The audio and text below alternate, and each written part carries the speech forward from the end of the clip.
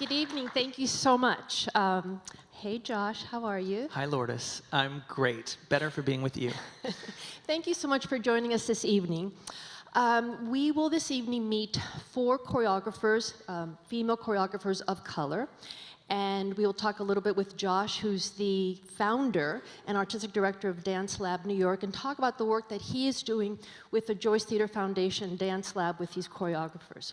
But first, I want to thank Works in Process, Mary, Caroline, Cronson, and Duke. I was telling Josh this afternoon, I have so many wonderful memories of being in this theater, certainly growing up with New York City Ballet, and then later when I stopped dancing, of meeting artists and seeing their process.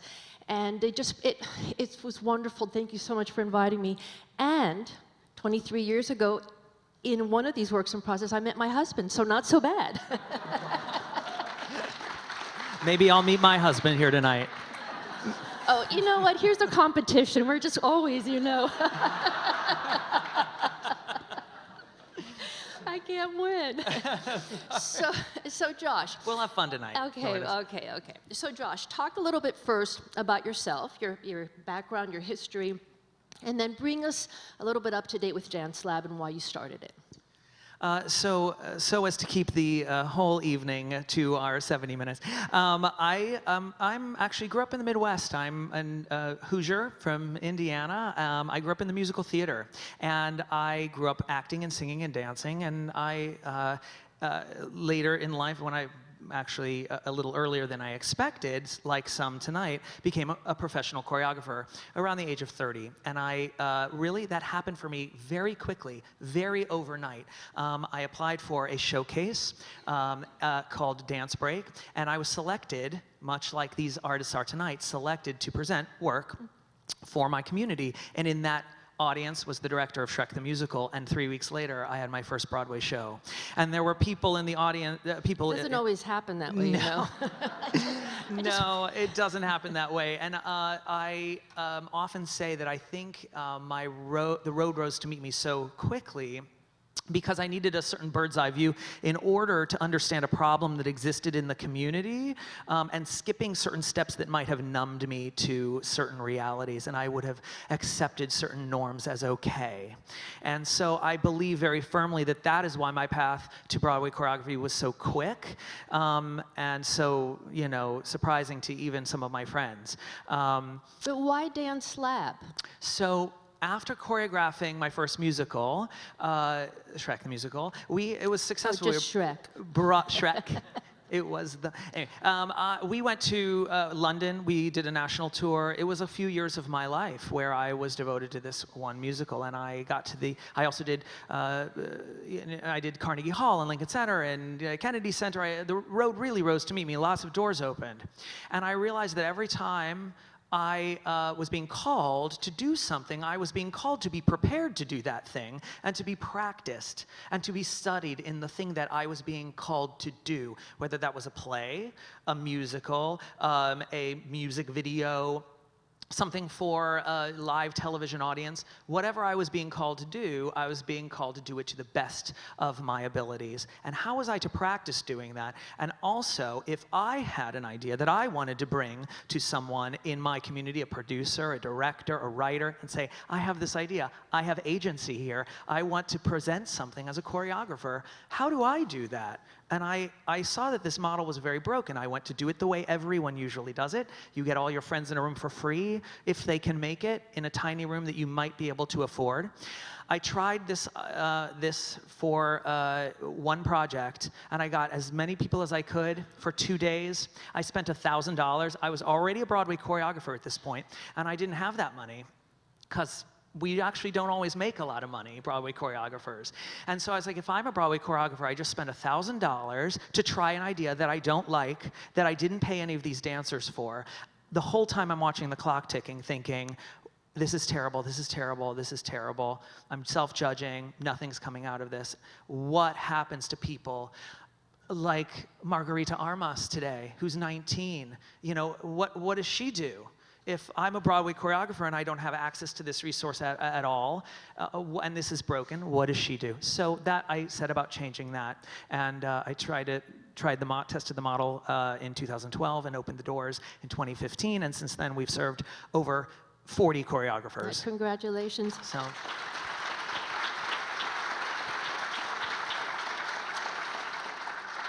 But this evening has a very specific niche. So we're looking at female choreographers of color.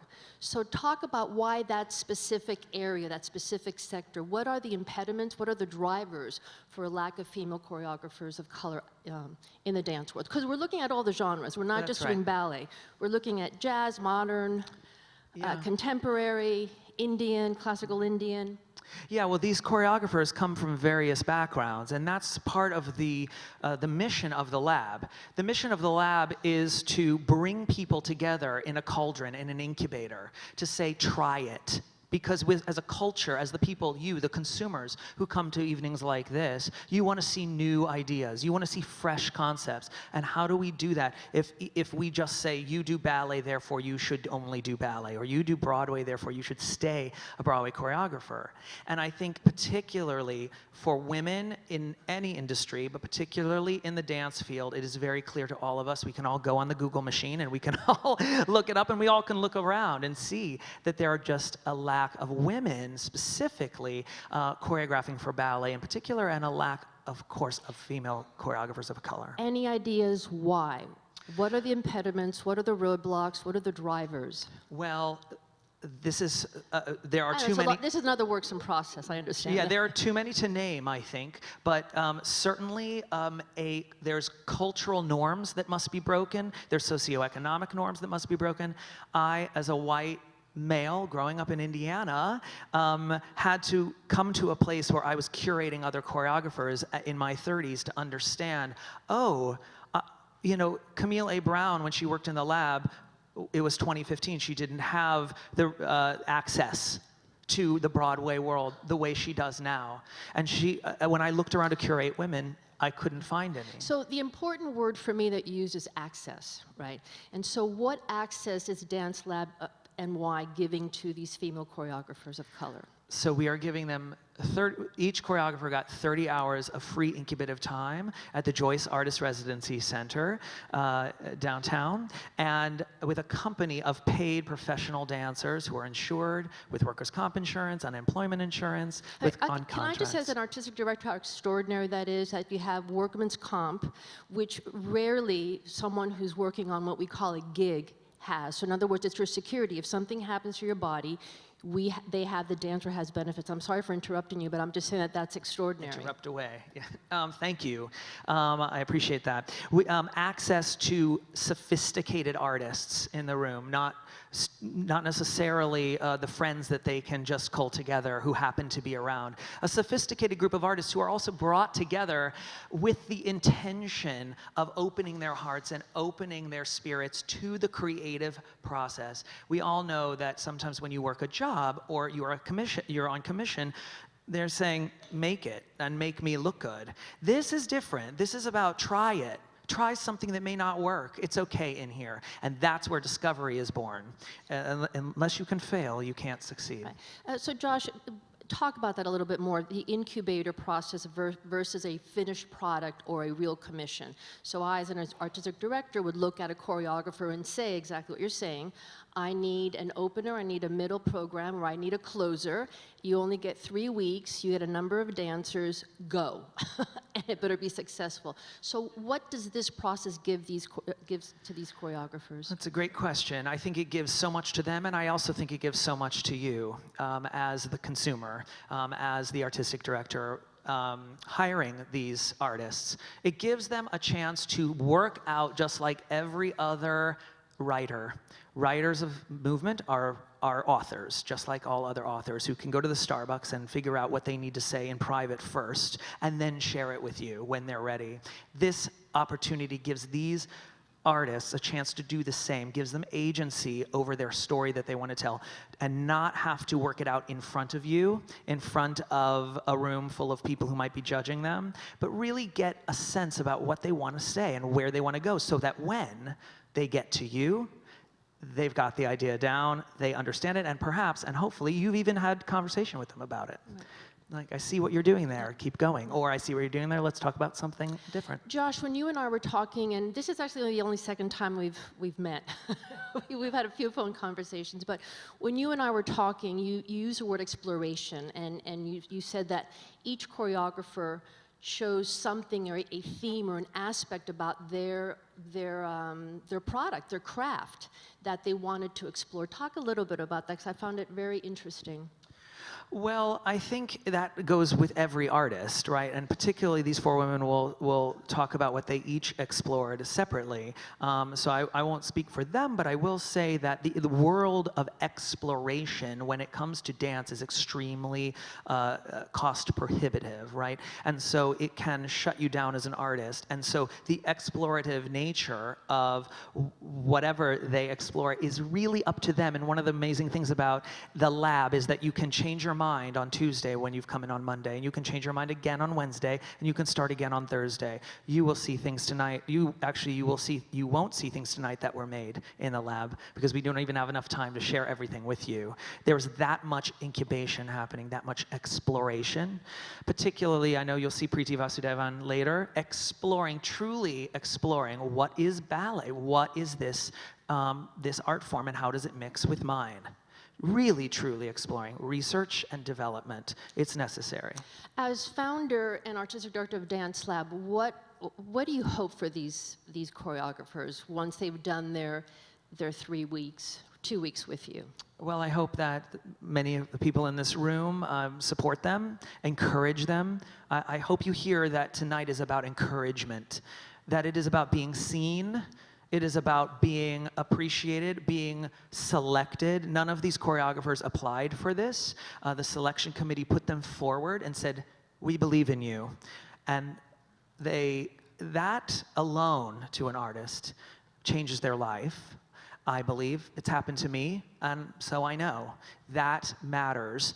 And so being a woman of color in an industry that doesn't have a lot of self-reflection on the stage or in the rehearsal room, to have someone anyone reach out and say, "We believe in you," is huge. That's wonderful. So Thank you. sorry to interrupt you, but my hope is that this work continues forward with the help of the community, So how about if we meet one of the first ones? Be wonderful. All right, great. So this is Courtney Cochran. Is she here? Yay.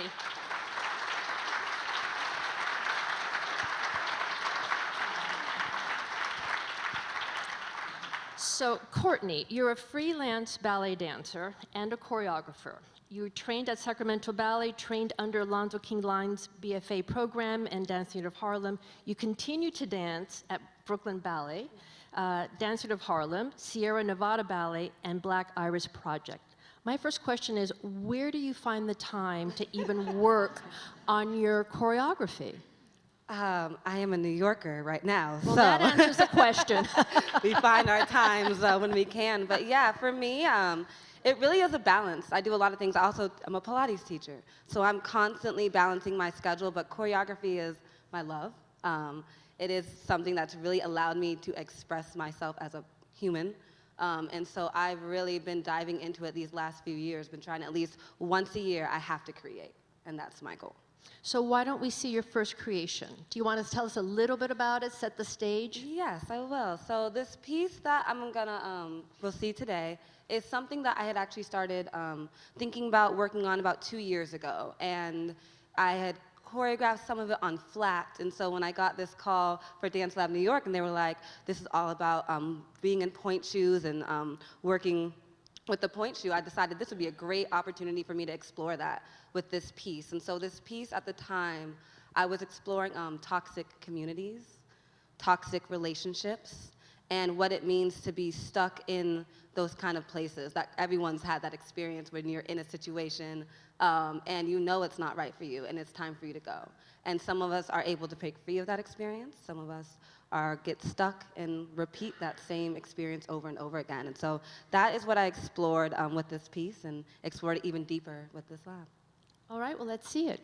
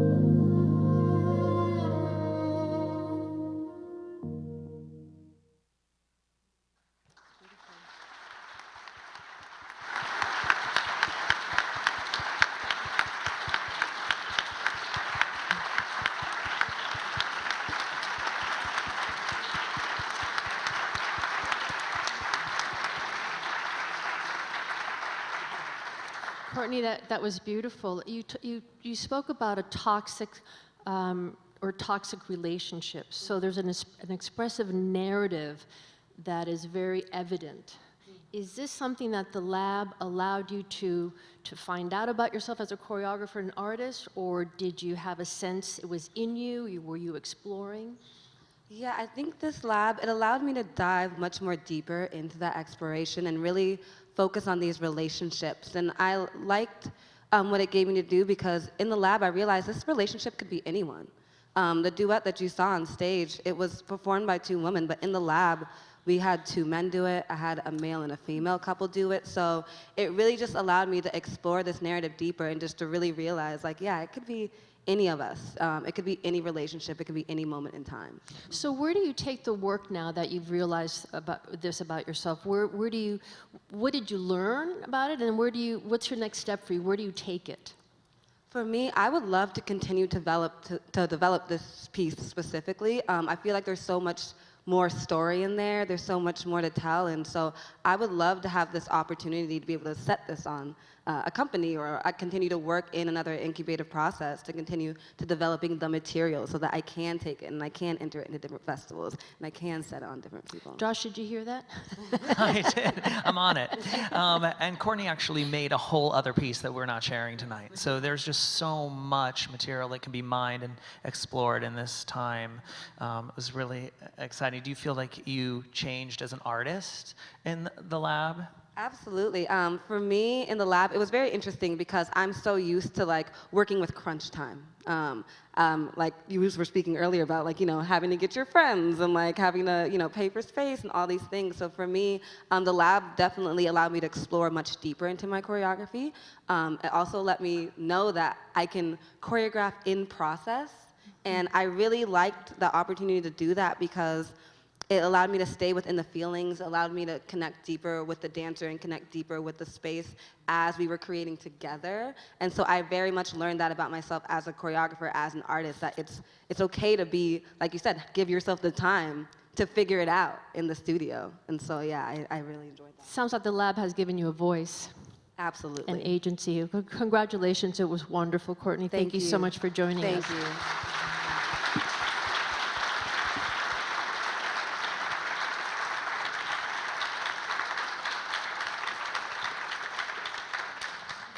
Beautiful. That was really beautiful. And next up is Margarita Armas.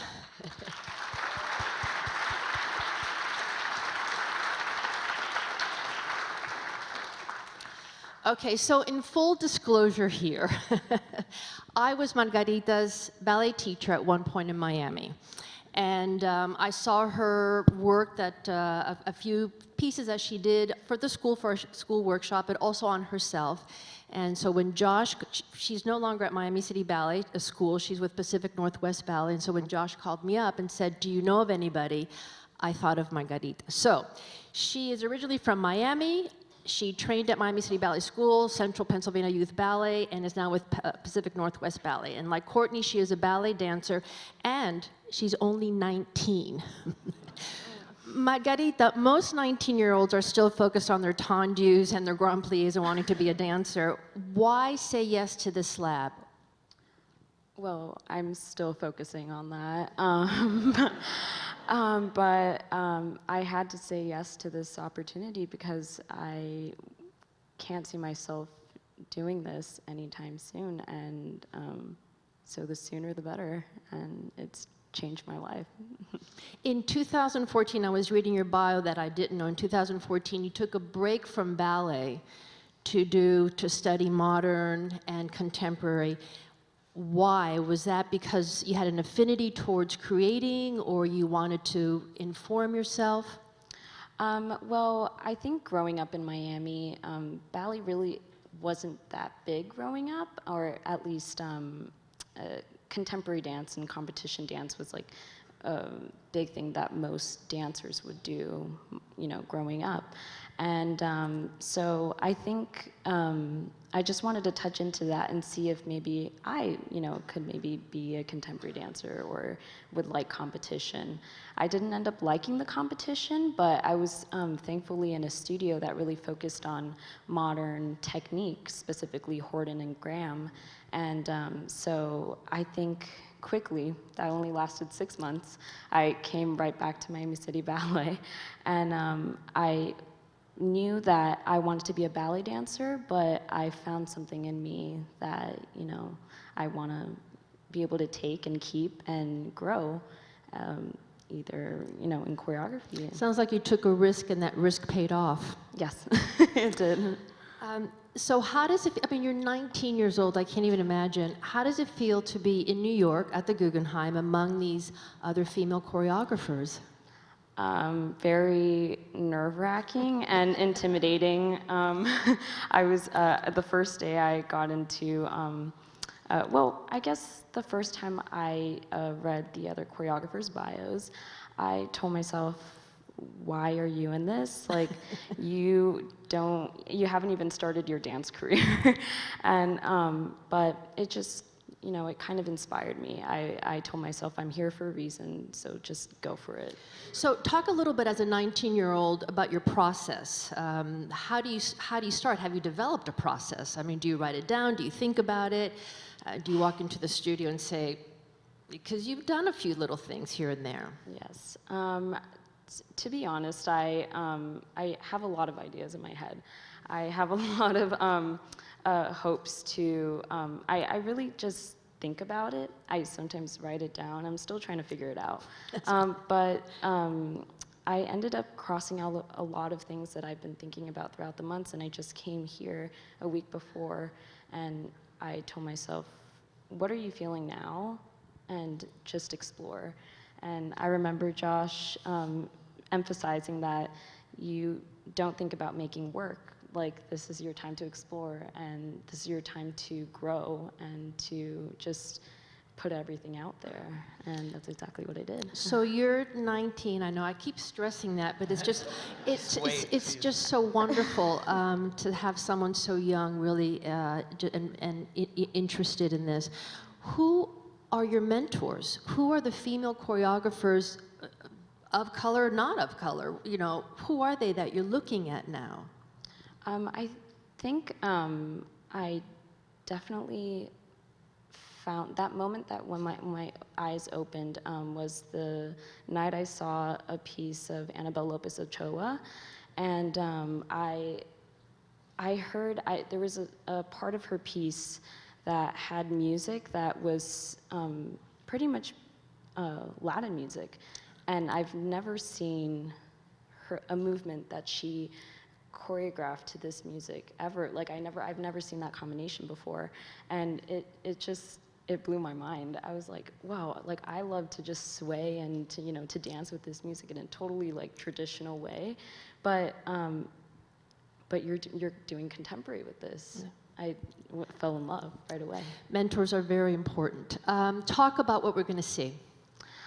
So I wanted to explore a lot of how I can portray energy and feelings and emotions into dance, into my choreography.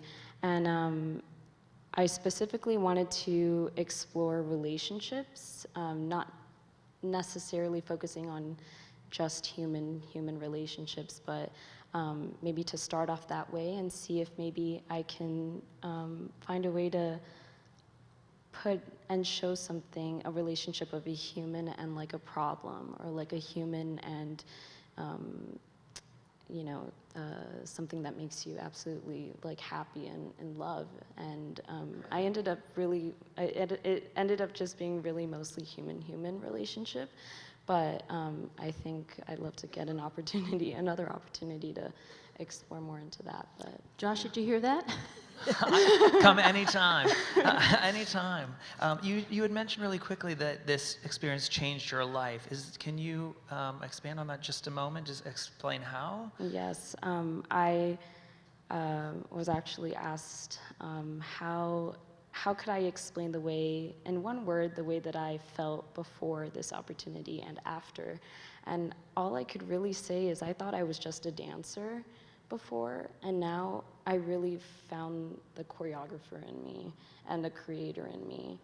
And I really did not consider myself, as Lourdes has said, that I've really mostly created on myself. And now I've, shared and I've created with other people, and it's changed me. So yeah. That's Thank what. you. Okay, so Thank let's you. see this.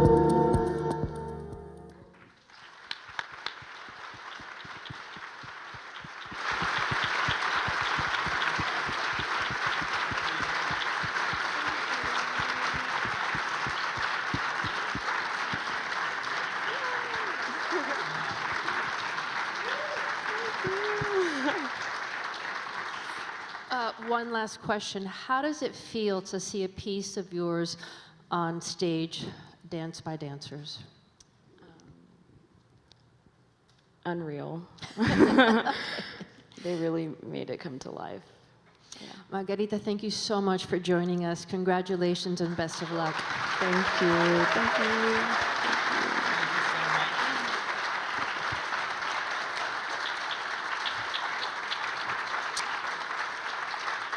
I do want to add that, you know, I'm just so impressed by a 19-year-old. I am moved, I am inspired when a 19-year-old can come in a room and start from scratch and say, I'm going to do that, I'm going to take that leap. And show up on time. And not be on her phone. It's Miami City Ballet, they show up on time. Yes. Okay, so let's do, Josh, the next one. How's that? Oh, Preeti. Preeti Vasudevan, yay! Preeti.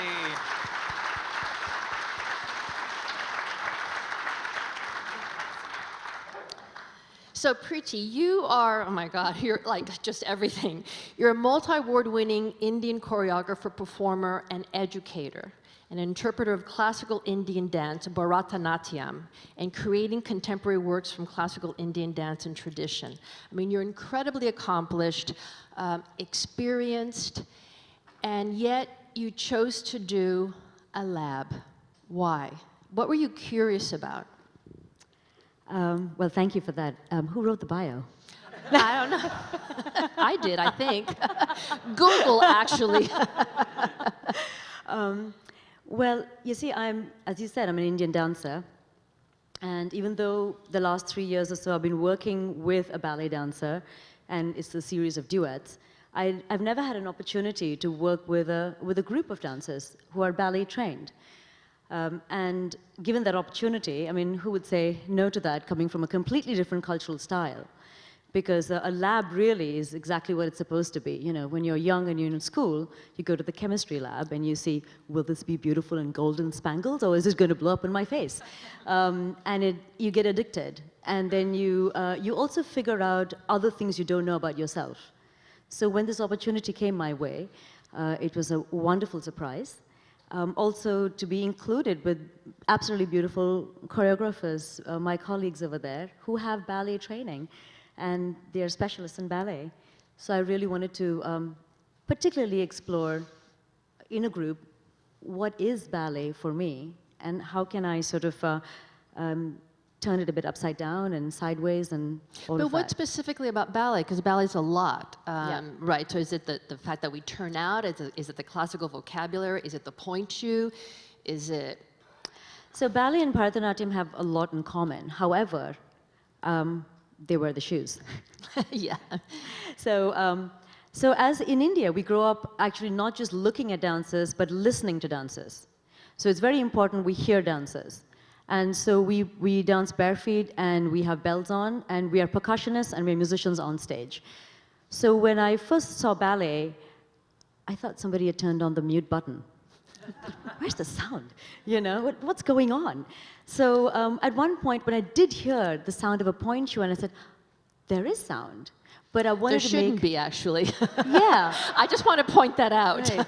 So I just felt like, you know, I want to make something of that sound. There's a soundscape right there, but it's also got the narrative of the dancers in the point shoe. So in the lab, one of the things I worked on was I made the dancers write down their relationships with their point shoes. Oh. And things came out. And that became a seed for the first work you'll see.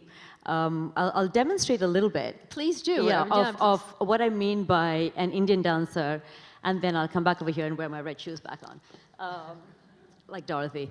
Well, before I go, I want to say that this is you. When I come up over here and I just show you, what we really want to hear is this.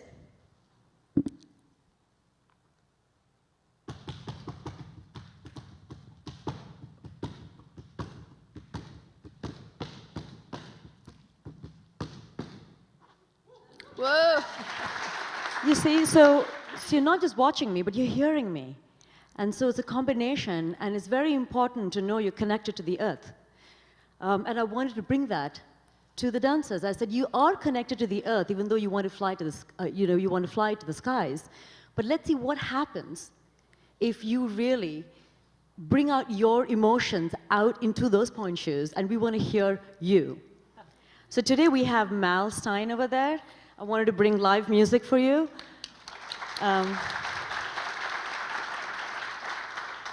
And I'm going to be talking every now and then if I don't actually approve of what Mal is playing. Right, Mal?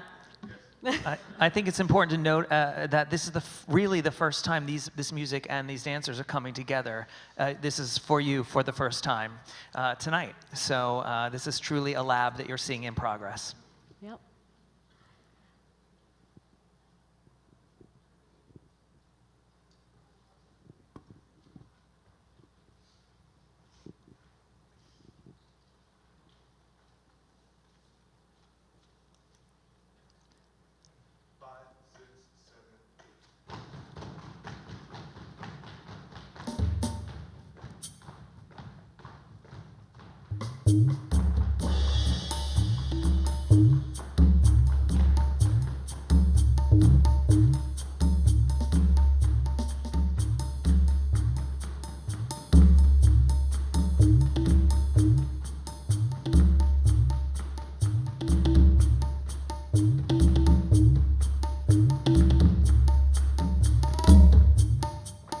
Give them more oomph, Mal. There you go, thank you.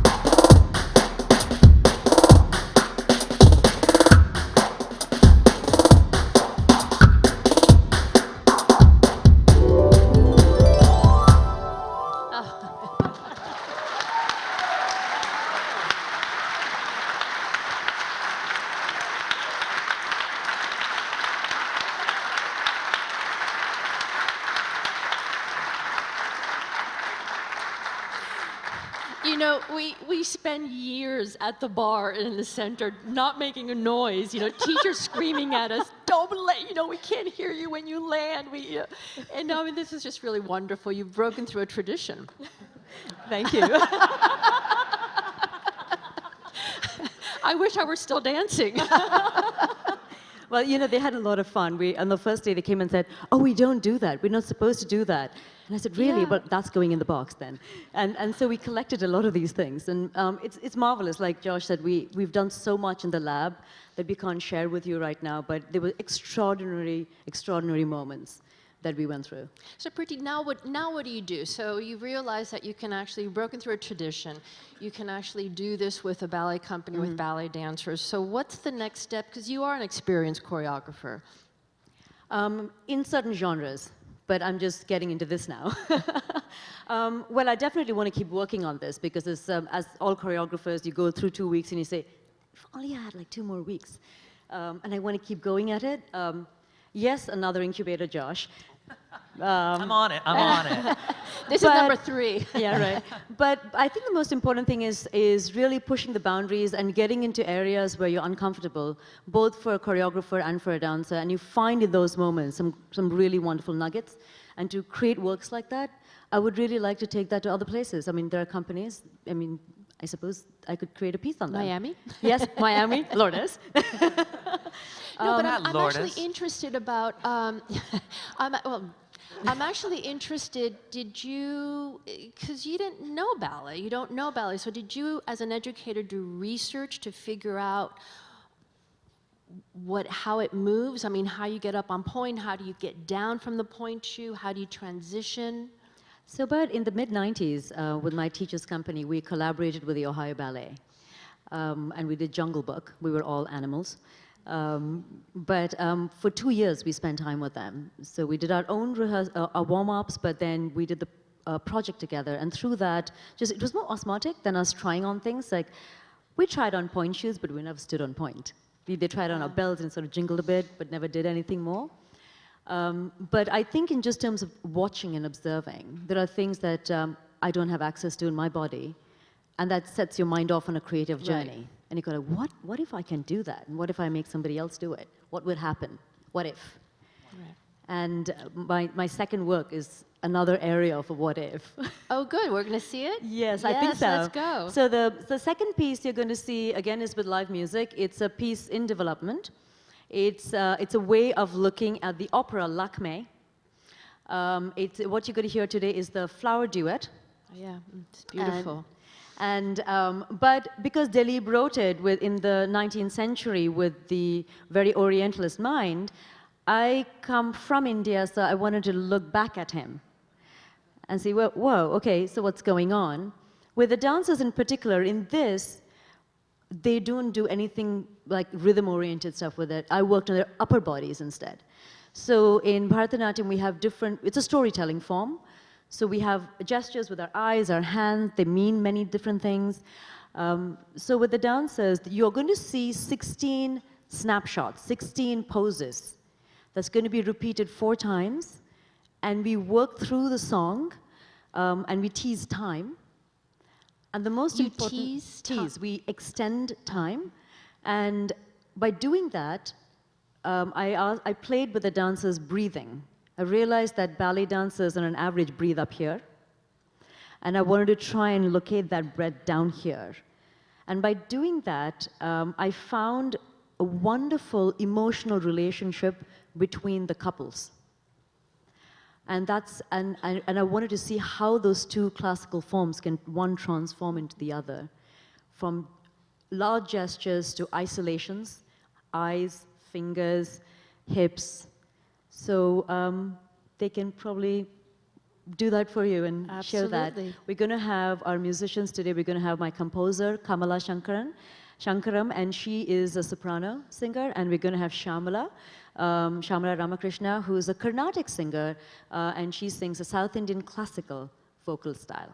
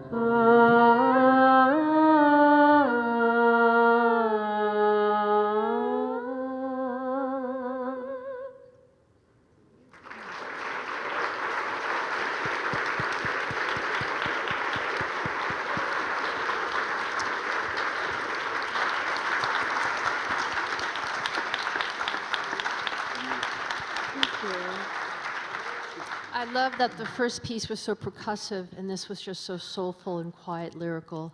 It was beautiful, and I hope you move forward and explore and keep experimenting. Thank you. I want to give a big shout out to the dancers for taking that risk. Thank you. They were wonderful. And I'd also like to say a special thank you to Yusaku and Cameron, who you saw in that piece, who are our swings, who cover everyone in every piece. So thank you, Yusaku and Cameron, for joining us in that. Preeti, thank you. Thank you. So we're down to the finish. Amy Hall Garner, you're next. Yay!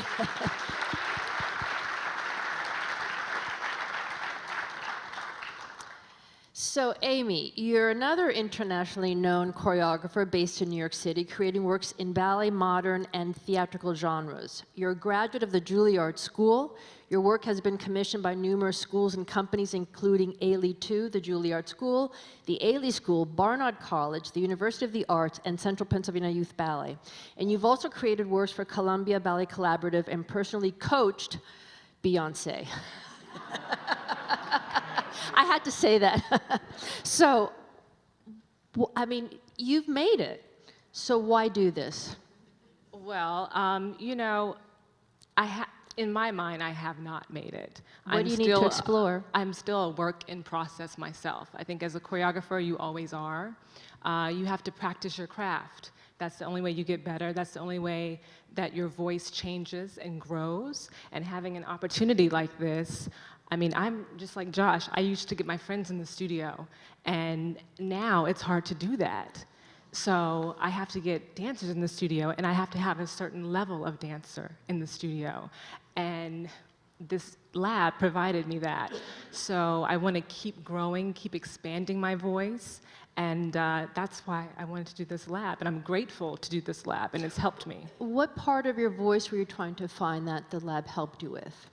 I have a lot going on in my head, and especially when it comes to ballet, you know, as a female, I was never a ballet dancer. I ended up being in the theatrical world on Broadway, and so I always wanted to really focus on partnering, the connection of two people, a man and a woman. And I have all these ideas in my head when I lay in my bed at night, and I wonder, oh, I wonder if that could be done, you know? And there's only one way to find out. Get two dancers in a room and figure it out. And some of those ideas happen, and some of them don't. I need to know from a man, is this possible? How do you grip the woman? Can she fly over your head? That's what I have in my head, but can it really happen? Right. And the mechanics of that. It's also easy when we see it on stage, but there are mechanics and a technique behind that. And I don't have that as a female. I don't know those things to a certain extent. So I need a process like this, and I need to be in the studio to get that done. That must have been difficult because for the most part, it's hard. We're partnered. As females, we're partnered all the time, though that is now changing. So you're getting obviously feedback from the dancers. Exactly. Whether they can do it or not, or what.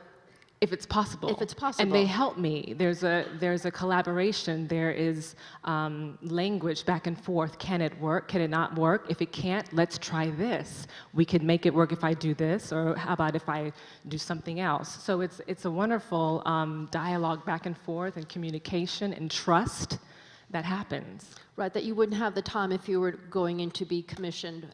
Exactly, exactly. So talk a little bit about the music, because Josh told me that you have a fun story about the music, and I know you have two pieces. I do. Well, you know what? Coming into a lab like this, I came in with a blank slate, clean canvas, just the studio and the dancers.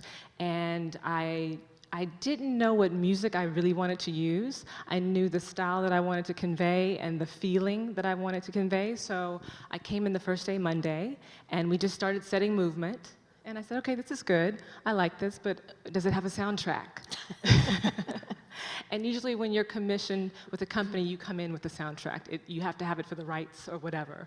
But I came in without a soundtrack, and I heard something on Tuesday morning. I was on Instagram, like we all are. And I heard something. It was a sponsored ad by Jazz at Lincoln Center. And with the sponsored ads, in your algorithm, they leave. And I was like, I hope this doesn't leave by the time I get to the studio. And so our lovely ballet master, Richard Glover, I said, Richard, do you follow Jazz at Lincoln Center on Instagram? He's like, no, I don't. I said, okay, well, we need to follow Jazz at Lincoln Center. Right, so that it could happen in his algorithm, so it could come up, so I could Shazam it and get the track. The modern day That's problem. yeah, That's that's finding music. Yes, yes. That's another works in process. Works in process, totally. And that's what happened. An hour later, we kept working. And an hour later, the same sponsored ad came up in his algorithm, and we Shazammed it so we could get the track. And that's what they're dancing to right now. So that's how I found my music for the first piece. And it happens like that. But I go back to, for me, music is king. I have to hear something and it has to move me. And that particular, it just moved me. I heard it, it was only 30 seconds, and I said, what is this? I didn't know the journey after the 30 seconds. It could have been awful. I didn't know. So it was still a works in process after I heard it. But everything started to fit, and I said, okay, this feels right. And a minute went by, and it felt good. 2 minutes went by, it felt good. I said, let's try what we know, and we did it. Okay, so we're on pins and needles. What did you hear? I heard a wonderful track. It's called Live at Cuba, and it's Jazz at Lincoln Center, featuring Wynton Marsalis. Okay, so are we going to see that? You're going to see it right now. Yes. Okay, let's go.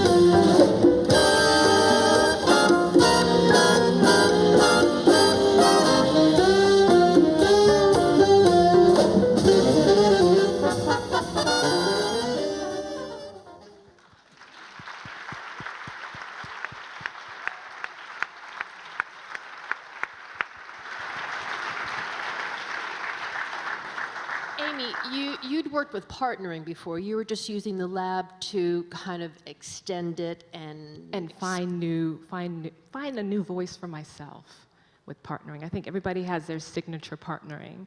You know, Balanchine, Robbins.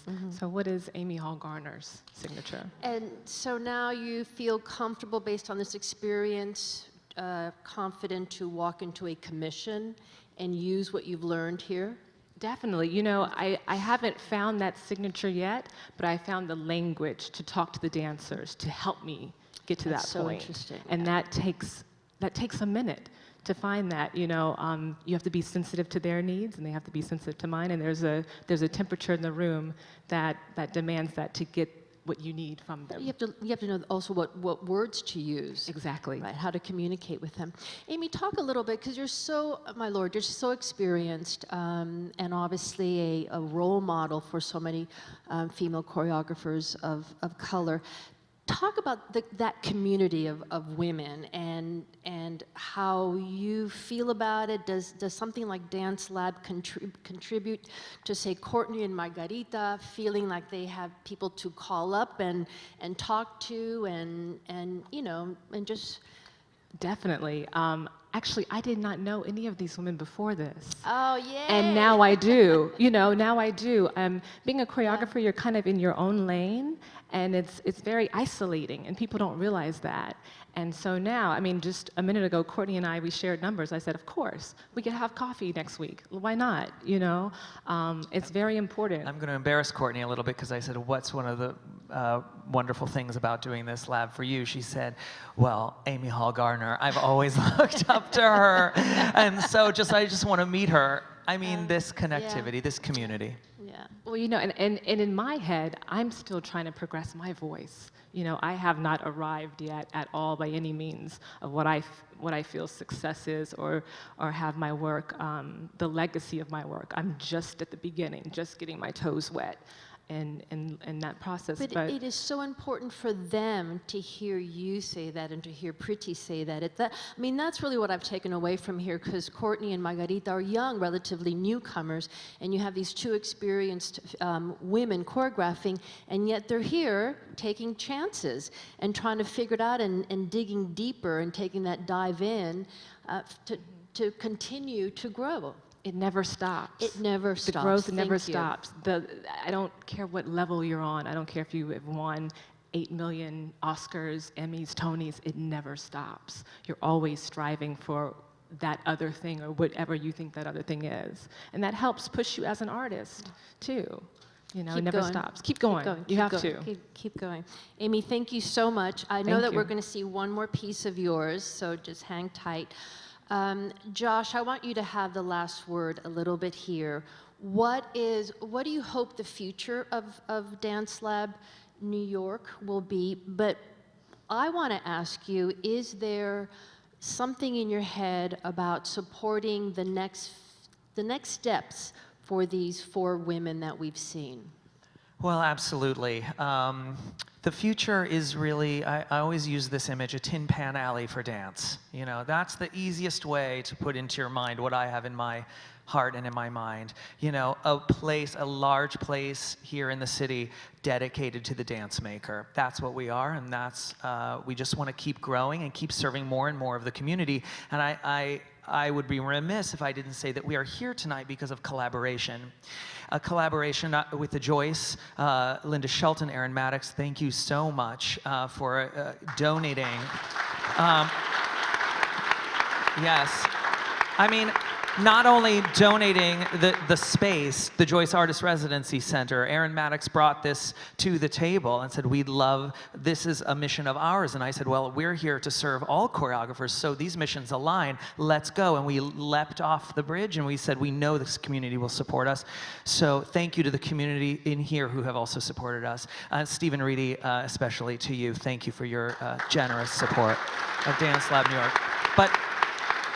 And finally, Duke Ding and Caroline Cronson at the Guggenheim, because it is the next step in presenting these women. We are an incubator, and this evening allows us to put them forward to the community at large. And I want to continue to do that for women of color, for men of color, for everyone making dance. It really shouldn't matter what anyone looks like or sounds like or where comes from or background. If you're making dance, we want to support you. That's what Dance Lab New York is about. So thank you to Duke Ding and Caroline Cronson. And also, we are looking to collaborate more and more. And that's how this came about, by going to the Joyce and saying, we'd like to collaborate with you to support choreographers. And they had the idea. We said, yes, we have the infrastructure, let's go. And we'd like to do that more and more. So I would like to thank all 4 choreographers for this evening and for sharing.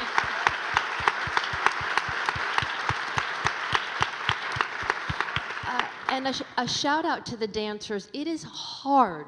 It is hard to walk in a room with an unknown choreographer and 4 different styles. So dancers, kudos to you.